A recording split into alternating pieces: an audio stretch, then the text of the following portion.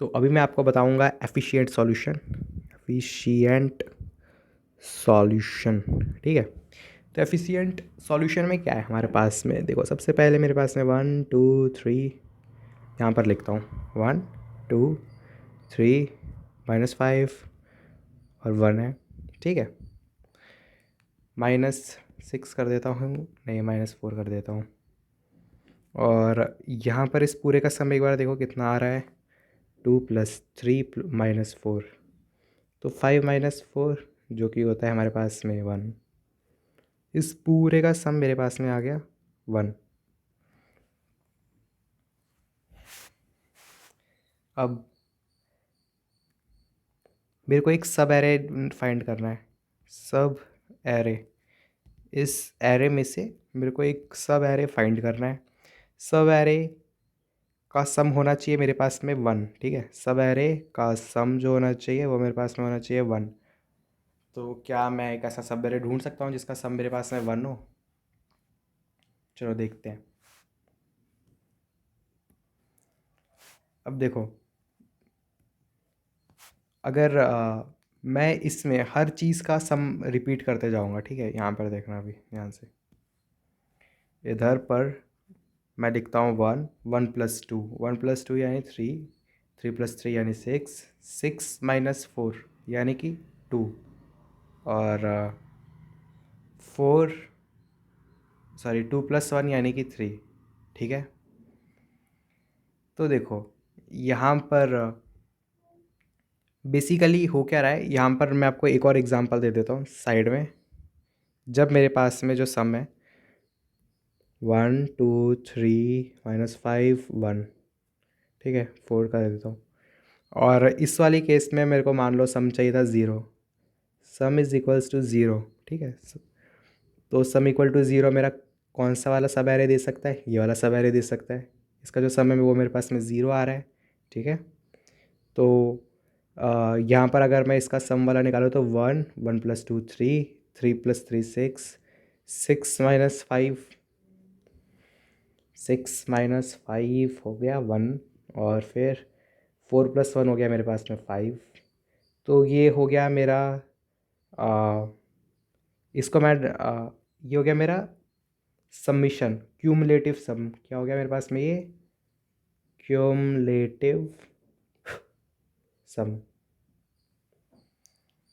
तो ये यहाँ पर ये मैं क्यूमुलेटिव सम निकाल दिया, क्यूमुलेटिव सम। ठीक है, अब देखो यहाँ पर मेरे पास में जो सम है वो ज़ीरो है। सम मेरे पास में क्या है, ज़ीरो। तो देखो बेसिकली सम ज़ीरो होने का मतलब क्या होता है, सम ज़ीरो होने का मतलब ये होता है कि A0 A1 A2, फिर यहाँ पर I-1 I sorry AI-1 AI+1, फिर उसके बाद में AJ, हाँ इतना ठीक है। तो यहाँ पर अगर मैं ये अगर मैं यहाँ पर इसका सम निकालूँ, इसका कर दूँ मैं prefix sum 1 is equals to, मान लो कुछ है, फिर उसके बाद में मैं बोलूँ कि ये मेरे पास में प्रीफिक्स सम 1 हो गया।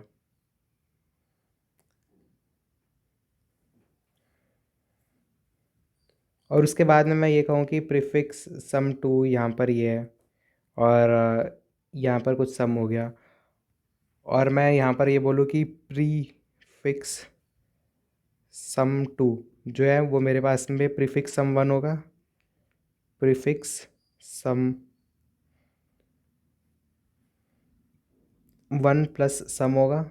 सही है, अब अगर मैं सम को इक्वल टू 0 कर देता हूँ तो मतलब ये वाली चीज़, ये वाला जो पूरा पार्ट है ये मेरा पूरा ज़ीरो है। मतलब अगर मेरा ये दोनों इक्वल हो जाए, तो अगर मेरा ये दोनों इक्वल हो जाए ऐसे, तो ये वाला जो पार्ट होगा मेरा ये ज़ीरो हो जाएगा। ये जो पूरा सम का पार्ट है, सम इक्वल टू 0 हो जाएगा, तभी तो इक्वल आएगा ना वो। तो मेरे को ये वाला सब एरे मिल जाएगा। तो ये मेरा ए आई से लेकर के ये जहाँ तक भी जा रहा है, मान लो कि ये पूरा ए जे तक ही जा रहा है, तो फिर ये मेरा पूरा रिक्वायर्ड सब एरे हो जाएगा। ये मेरे पास में हो गया रिक्वायर्ड सब एरे। ठीक है,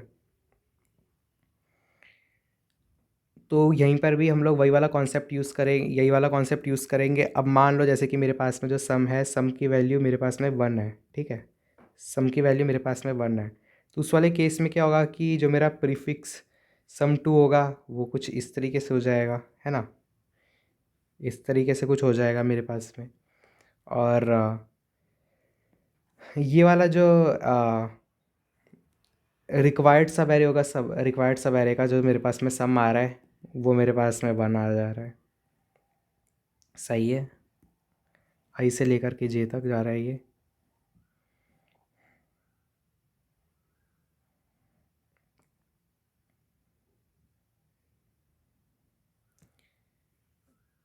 इसका मेरे पास में सम 1 आ रहा है। ओके, तो बस मेरे को बेसिकली क्या करना है, मेरे को इतने पार्ट को माइनस कर देना है, इतने पार्ट को माइनस कर देना है। ठीक है, ए जे में से इतने पार्ट को माइनस कर देना है, तो मेरे को रिकॉर्ड अपना आंसर मिल जाएगा। ठीक है, तो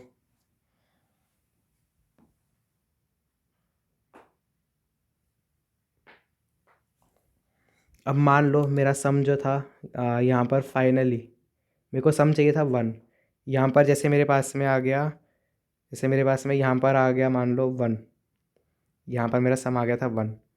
और इतने पार्ट में एक काम करता हूँ, मैं दूसरा कलर यूज़ करता हूँ, ग्रीन कलर।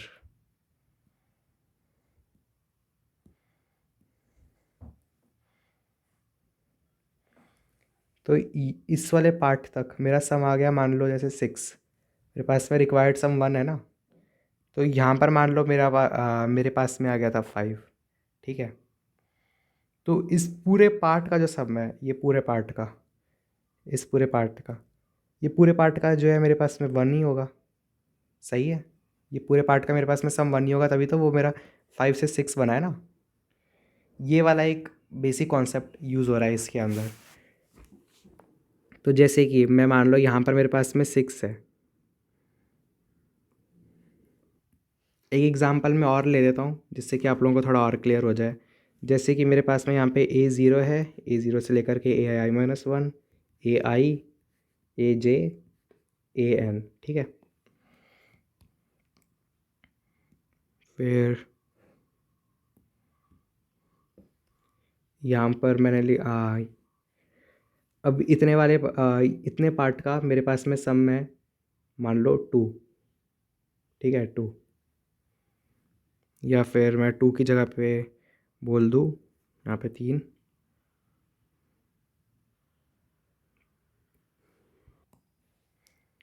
यहाँ पर मेरे पास में सम 0 था, तो ये देखो यहाँ पर मेरे पास में 1 था, उसके बाद में यहाँ पर 1 आ गया है। तो मतलब बीच में जो यहाँ पर जो कुछ हो रहा है जिसकी वजह से जो मेरा सम है वो बाद में 1 आ रहा है। तो ये मेरे पास में हो गया, यहाँ पर जो मेरा ये 1 है ना, ये वाला 1, ये मेरे पास में हो गया AI-1। 3 हो गया मेरे पास में AI, ये वाला मेरे पास में हो गया AJ। और बस मेरे पास में इतने यही रिक्वायर्ड है AI से लेकर के। पिंक कलर का पेन ले लेते हैं इस बार। AI से लेकर के AJ तक का। ठीक है, AI से लेकर के AJ तक ये मेरे पास में रिक्वायर्ड हो गया। और अगर मेरे को इसकी लेंथ निकालने का बोला है तो भी मैं बड़ी आराम से निकाल सकता हूँ, क्योंकि मेरे को जे तो ऑलरेडी मायने पता ही है और आई मेरे को पता ही है, तो फिर मैं आराम से निकाल लूँगा लेंथ भी। जैसे कि जे की वैल्यू मेरे पास में यहाँ पर कितनी है, 1, यहाँ पर 2, यहाँ पर 3, 4, एक सेकेंड, 1,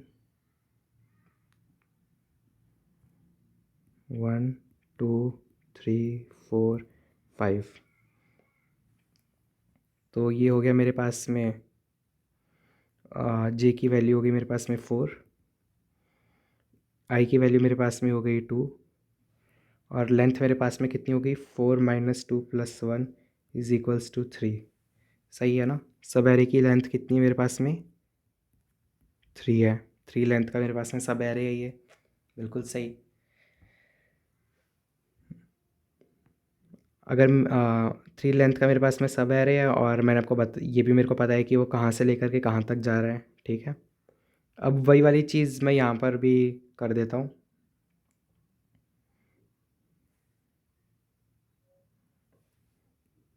वन सम वाले में, तो वन सम वाले में क्या है कि यहाँ से मेरा स्टार्ट होकर के यहाँ तक जा रहा है ये। ठीक है।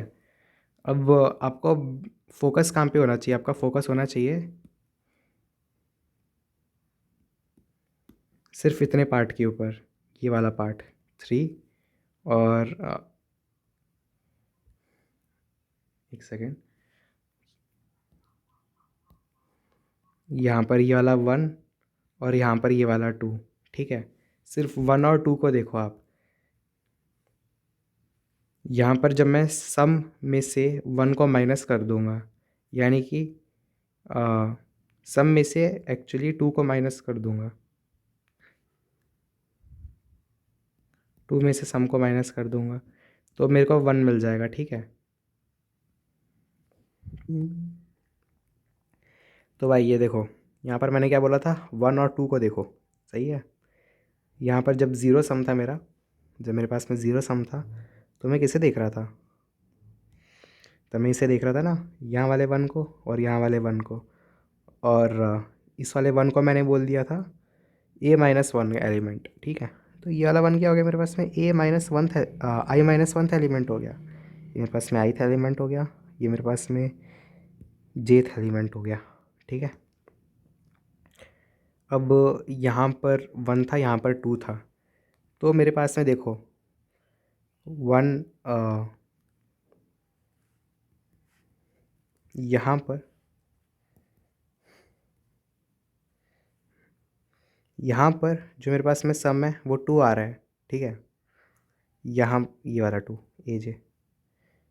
ए जे तक का सम, दिस इज़ व्हाट, ए जे तक का सम है भाई। ठीक है। क्यूमुलेटिव सम है ना, ए जे तक का सम है भाई। ठीक है। 0 से लेकर के ए जे तक का सम। ठीक है भाई। ओके भाई। फिर उसके बाद में यहाँ पर ये जो 1 है, 1 क्यों है भाई, यहाँ पर है ये an, 0 से लेकर के i तक का सम है भाई ये।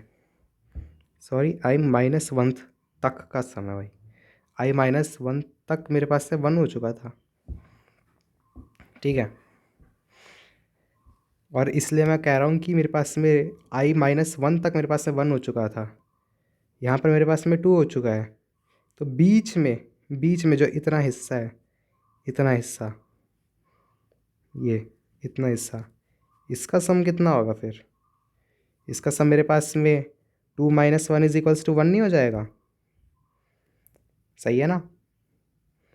इस पूरे हिस्से का जो क्यूमुलेटिव सम होगा, यानी कि मैं बता दे रहा हूँ, यानी कि आई से लेकर के यहाँ पे i-1 था, यहाँ पे आई से लेकर के, यहाँ पर ये आई है, आई से लेकर के जे तक का सम मेरे पास में क्या आ जाएगा, ये नहीं आएगा क्या, an प्लस an, 0 से, हाँ ये जा रहा है i-1 तक, और ये जा रहा है जे तक। ठीक है भाई।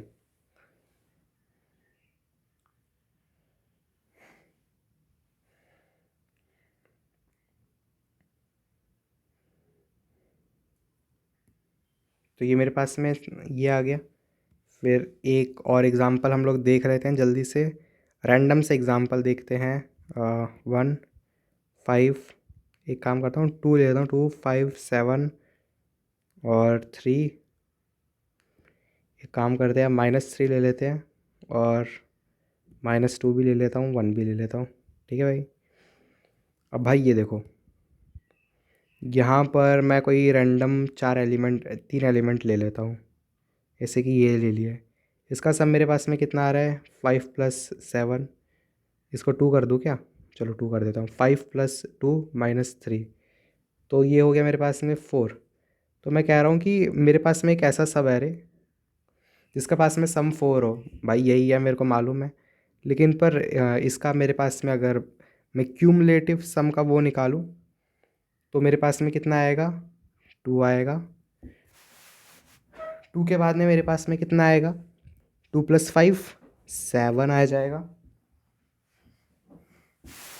फिर 7 + 2 9, 9 आ जाएगा। 9 - 3 6 आ जाएगा।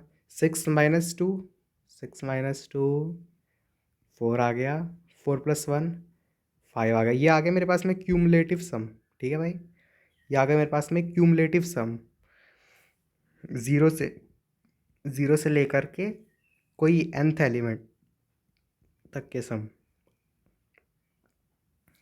अब ये देखो, यहाँ पर मेरे को चाहिए ये 3, ठीक है, ये 3। तो यहाँ पर मैंने ये 3 ये मार्क कर लिए। मैं उल्टा कर रहा हूँ क्वेश्चन को, ताकि मेरे को समझ में आ पाए कि बेसिकली जो हमारा असली लॉजिक है वो क्या है। यहाँ पर आपको 2 दिख रहा है, यहाँ पर आपको 6 दिख रहा है, ठीक है। तो ये 2 क्या हो गया मेरे पास में, =i - 1 हो गया। ये हो गया मेरे पास में =i। ये हो गया मेरे पास में j। ठीक है भाई। अब ai to aj तक का सम, ठीक है, आई से लेकर के जे तक का सम मेरे पास में कितना आएगा। आई से लेकर के जे तक का मेरे पास में सम आ रहा है 4 आ रहा है, ठीक है। तो यहाँ पर भी मतलब बेसिकली वही चीज़ है, 6 - 2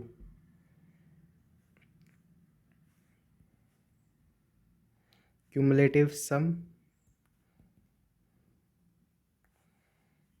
ये जे तक जा रहा है, ये कहाँ तक जा रहा है, ये i - 1 तक जा रहा है, ज़ीरो से लेकर के ये।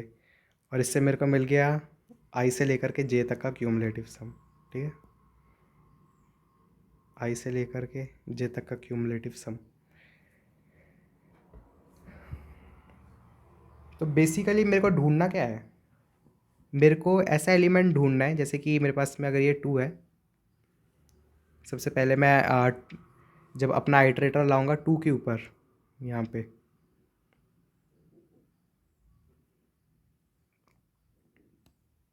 पेन का कलर बदल के लाऊंगा भाई।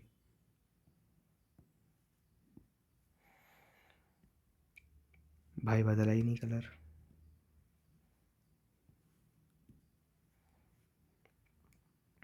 तो सबसे पहले जब मैं अपना आइटरेटर लाऊंगा 2 के ऊपर, तब मैं ये चेक करना चाहता हूँ कि क्या मेरे पास में कोई ऐसा एलिमेंट है कि 2 प्लस सम को, कोई ऐसा क्यूमुलेटिव सम है क्या जो सेटिस्फाई हो जाए, इक्वल टू क्यूम फाइंड करूँगा मैं कि क्या मेरे हैश मैप के अंदर या फिर क्या मेरे क्यूमुलेटिव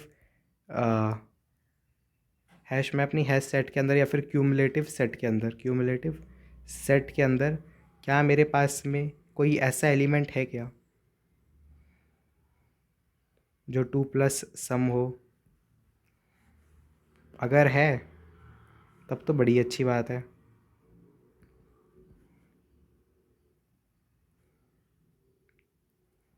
उस वाले केस में तो मैं क्या कर दूंगा, सिंपली मैं बोल दूंगा कि हाँ भाई ट्रू, कि है मेरे पास, TRUE ट्रू, रिटर्न कि है मेरे पास में। यहाँ पर मैं आइटरेट कर रहा हूँ फॉर ऑटो, यहाँ पर एक्स, और फिर वो मैंने सारे एलिमेंट पहले तो मैं हैश सेट में डाल लूँगा, ये क्यूमुलेटिव सम के सारी चीज़ें, ठीक है। तो क्यूमुलेटिव ये जो है, इसको मैं ये लिख लेता हूँ,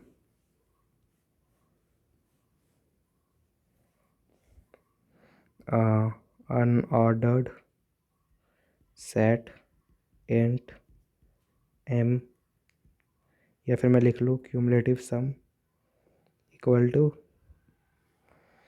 यहाँ पर सब हर चीज़ का मैं क्यूमुलेटिव सम ऐड करते जाऊँगा। पहले एक फॉर लूप लगा लूँगा, एक लगा लूँगा मैं फॉर लूप में मैं सबके जो सम होंगे सम को डालता जाऊँगा प्लस इक्वल टू करके। और दूसरी चीज़ क्या मैं कर सकता हूँ कि मैं वो चीज़ मैं ये वाला काम साथ साथ में ही करता जाऊँ। ठीक है, साथ साथ से मेरा मतलब क्या है भाई, साथ साथ से मेरा मतलब है कि इस ये वाला जो काम है, ये वाला काम पहले मैं एक फॉर लूप लगाऊंगा सिर्फ क्यूमुलेटिव सम के लिए। फिर जो दूसरी फॉर लूप होगी क्यूमुलेटिव सम के लिए इन अन Qayyum C M C S लिख देता हूँ क्यूमुलेटिव।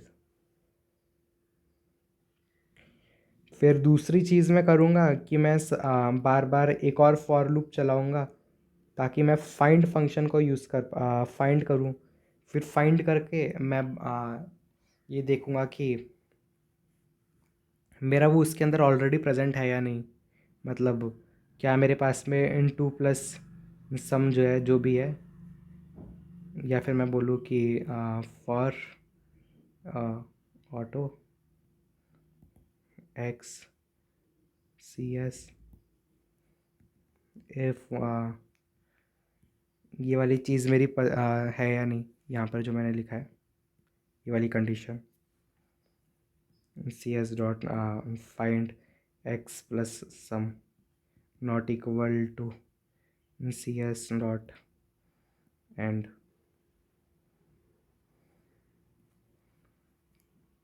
अगर नहीं है तब तो रिटर्न ट्रू, और अगर है तो फिर ढूंढते जाओ, और फिर नहीं मिले तो फिर ख़त्म हो गया भाई फिर बात।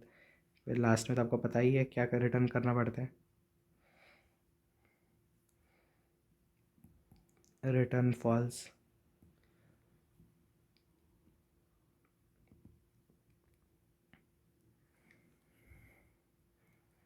लेकिन पर इसमें क्या हो रहा है, यहाँ पर मेरी पहले इसकी time complexity big of n आ रही है, फिर इसकी time complexity big of n आ रही है। ठीक है, तो मेरी ओवरऑल टाइम कॉम्प्लेक्सिटी क्या हो जाएगी इस वाली केस में, बिग ऑफ टू एन हो जाएगी। अब मैं इस वाली चीज़ को बिग ऑफ एन में ला सकता हूँ क्या? देखो पॉसिबल है ये लाना। ठीक है, कि हम लोग एक ही फॉर लूप के अंदर only in a single for loop only use one for loop उसी में ही हो जाए तो फिर कितना अच्छा हो जाएगा। देखो दोनों में हमारे पास में फॉर लूप ही यूज़ हो रही है। ठीक है, तो फिर मैंने भाई यही चीज़ सोची, और उसके बाद में मैंने ये सॉल्यूशन बनाया कि for int i is equals to zero, i less than n, i plus plus. यहीं पर ही मैंने एक सम का भी वेरिएबल बना दिया कि यहाँ पर मैंने बना दिया है int sum is equals to zero. ठीक है, int sum is equals to zero, और यहीं पर ही मैंने वो अनऑर्डर्ड सेट भी बना दिया, unordered set int c s. ठीक है, या तो बस ऐसे ही बना देता हूँ, नहीं कुछ और बनाता हूँ, यू एस बना देता हूँ, यू एस। फिर उसके बाद में यहाँ पर मैंने क्या कहते हैं जो सम है, सबसे पहले तो मैंने सम के अंदर इसको ऐड कर दिया एरे का आइथ एलिमेंट को। फिर एरे के आइथ एलिमेंट को मैंने यू डाल करके देखा कि if i if sum if u S dot find, if u S dot find sum मेरा जितना भी है सम माइनस, या फिर जो भी एलिमेंट है मेरे पास में नहीं sum minus given sum is not equal to U S dot end. तो इस वाले केस में मेरे पास में रिटर्न ट्रू कर दो।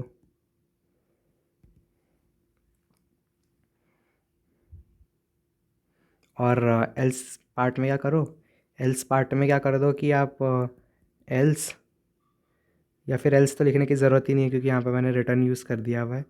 तो फिर आप सीधा यूज़ कर दो यहाँ पर, सीधा लिख दो यहाँ पर इंसर्ट यूएस डॉट इंसर्ट ये सम। तो मेरा जो क्यूमुलेटिव सम होगा वो ऐड होता जाएगा, ठीक है। क्यूमुलेटिव सम मेरे पास में ऐड होता जाएगा। अब इसमें एक मॉडिफिकेशन आपको और करनी है कि आपको यहाँ पर लिखना है insert US dot insert zero. ये ज़ीरो क्यों है ये मैं आपको बाद में बताऊँगा। देखो बेसिकली ये मैंने US dot insert equal to zero इसलिए लिखा है कि अगर मेरा जो फर्स्ट एलिमेंट है, first element is itself alone is sub array।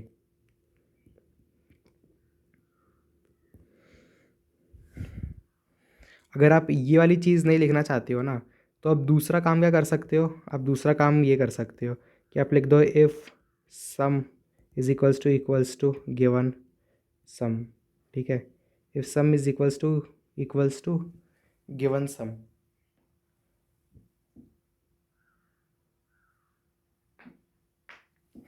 और उसके बाद में आप रिटर्न ट्रू कर दो, ठीक है।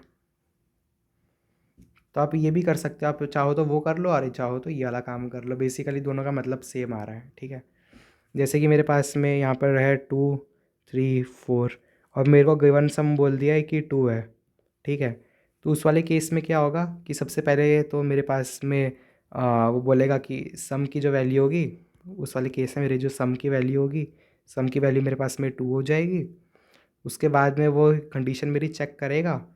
तो कंडीशन में वो मेरा चेक क्या करेगा कि 2 माइनस गिवन सम मेरे पास में 2 जो कि ज़ीरो है, क्या ज़ीरो, क्या ज़ीरो उसके अंदर प्रेजेंट है क्या मेरे उसके अंदर। तो वो बोल देगा कि भाई ज़ीरो प्रेजेंट नहीं है मेरा। तो जो मेरा इज़ नॉट इक्वल टू ये जो एंड वाला केस है, ये मेरे पास में फॉल्स हो जाएगा और ये वाली ट्रू जो होगा वो मेरे पास में रिटर्न नहीं हो पाएगा। इसलिए मैंने इस वाले केस के लिए, स्पेशल केस के लिए यहाँ पर इंसर्ट किया हुआ है, इंसर्ट ज़ीरो किया हुआ है। और ये नहीं करना तो मैंने दूसरा काम आपको बताया था कि ये कर लो। मतलब दोनों से ये वाला केस जो होगा वो कैच हो जाएगा हमारा, ठीक है। तो प्रोग्राम तो बस इतना सही था। यहाँ पे इसे बंद भी कर देते हैं, ये return false.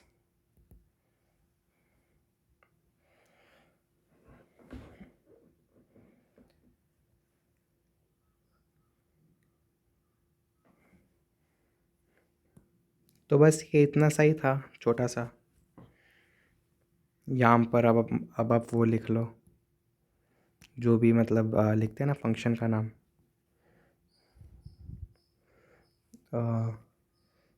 Int sub array with given सम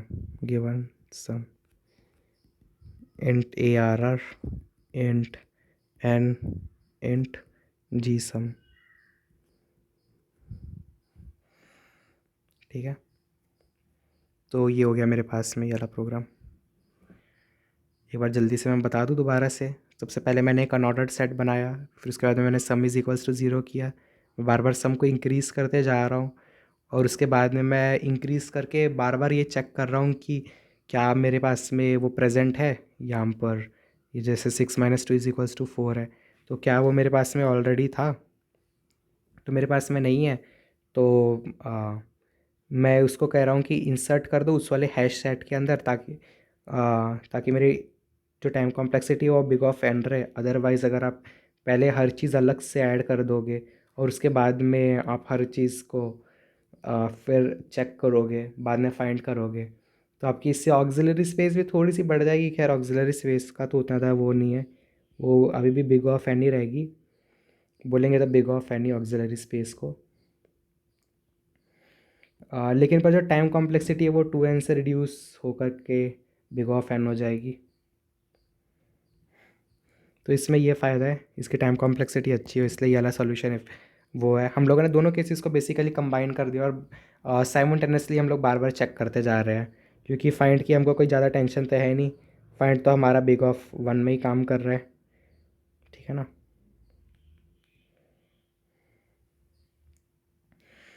फिर उसके बाद में एक कॉर्नर केस को वो करने के लिए मैंने यहाँ पर इंसर्ट इक्वल टू ज़ीरो लिखा था। मैंने बता दिया था कौन सा कॉर्नर केस है। जब मेरे पास में पहला ही एलिमेंट जो है, या फिर पहले एलिमेंट्स का सम जो है, जैसे कि मेरे को अगर बोल देते कि ये 5, ठीक है, ये 5 है, तो अगली वाली बार में मेरे पास क्या आ जाएगा, अ, अगली वाली बार में मेरे पास में आ जाएगा सम की वैल्यू 5 हो गई है, तो मैं लिखूँगा 5 - 2 यानी कि 3। सॉरी, एक्चुअली ये मेरा गिवन सम है ना, ये तो मेरा गिवन सम है और ये मेरे पास में सम है। तो इसकी वैल्यू मेरे पास में मान लो कि अब 5 हो चुकी है। तो पहली आइट्रेशन में तो मैं इसको पकड़ नहीं पाऊँगा, पर दूसरी वाली आइट्रेशन में जब मेरे पास में सम जो होगा, सम बाद में अगली बार 2 plus sum is equals to sum plus array का दूसरा एलिमेंट, या मैं कहूँ पहला एलिमेंट, फर्स्ट इंडेक्स का एलिमेंट। तो ये तो 2 पहले से ही था पहली आइट्रेशन की वजह से, और यहाँ पर अब 3 भी जुड़ गया, तो ये 5 हो गया मेरे पास में सम। और उसके बाद मैं यूएस डॉट फाइंड करूँगा। यूएस डॉट फाइंड किया, यहाँ पर मेरे पास में 5 - 5 आ गया। 5 ये मेरा गिवन सम, सॉरी, सम माइनस गिवन सम, जी सम लिख देता हूँ।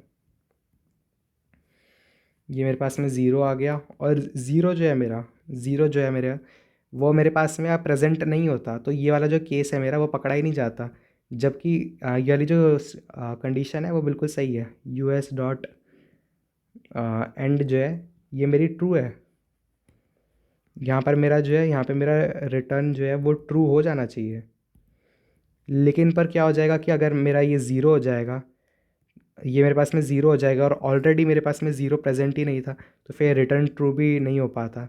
इसलिए मैंने क्या किया था, मैंने हर केस के लिए जिसमें प्रीफिक्स का सम है, प्रीफिक्स मतलब है कि स्टार्टिंग से लेकर के ज़ीरो वैल्यू से लेकर के किसी भी कोई भी ith वैल्यू तक का सम, ज़ीरो से लेकर के कोई भी ith वैल्यू तक का सम जो है उसको पकड़ने के लिए मैंने यहाँ पर इंसर्ट ज़ीरो किया था, ठीक है। ये मैंने एग्जांपल से ये बता दिया कि मैंने कैसे पकड़ा इसको, ओके। तो अब वो जब मेरा हैश टेबल होगा या क्यूमुलेटिव सम का, तो यूएस का, तो यूएस के मेरा क्या है, यूएस में मेरे पास में चीज़ें हैं। सबसे पहले का एक इंसर्ट किया हुआ ज़ीरो, फिर उसके बाद में एक डाला हुआ 2, और 5 नहीं, 5 तो मैंने अभी तक डाला ही नहीं था। 5 मैं कब डालूँगा, 5 मैं तब डालूँगा जब मैं देखूँगा कि ये ज़ीरो इसके अंदर प्रेजेंट नहीं है तब। क्योंकि जब मेरे को पहले ही मिल चुका है यहाँ पे ज़ीरो, जब मेरे को यहाँ पे ज़ीरो पहले ही मिल चुका है, तो फिर मैं 5 डालूँगा ही क्यों, मतलब क्या मतलब बन गया डालने का 5। तो पहले अगर ये वाली कंडीशन मेरी फॉल्स हो जाती, मान लो अगर ये फॉल्स हो जाती, तब मैं इसमें भले ही इंसर्ट कर देता 5, ताकि मैं अगले आइट्रेशन में यूज़ कर पाऊँ। लेकिन पर अभी मेरे को ज़रूरत नहीं है, समझ गए होगे अभी मेरे को ज़रूरत क्यों नहीं है, क्योंकि मेरे को पहले से ही अपना आंसर मिल चुका है। जब मेरे को आंसर मिल गया है तो फिर मैं क्यों करूँ, समझ गए ना। जिस तरीके से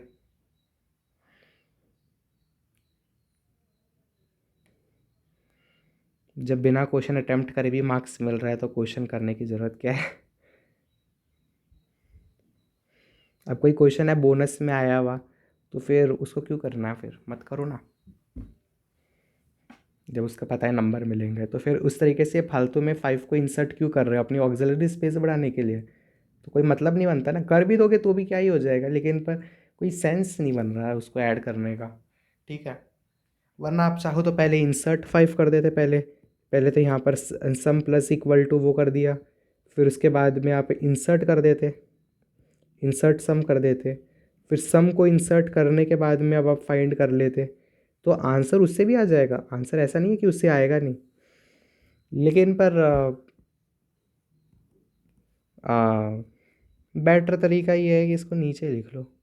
ठीक है, समझ गए ना आप लोग। अब मैं इसे ऐसे ही एक मिलता जुलता क्वेश्चन एक और करा देता हूँ। बढ़िया क्वेश्चन है वो भी। छोटा कर देता हूँ पेज का साइज़, पहले हम बड़ा कर दिया।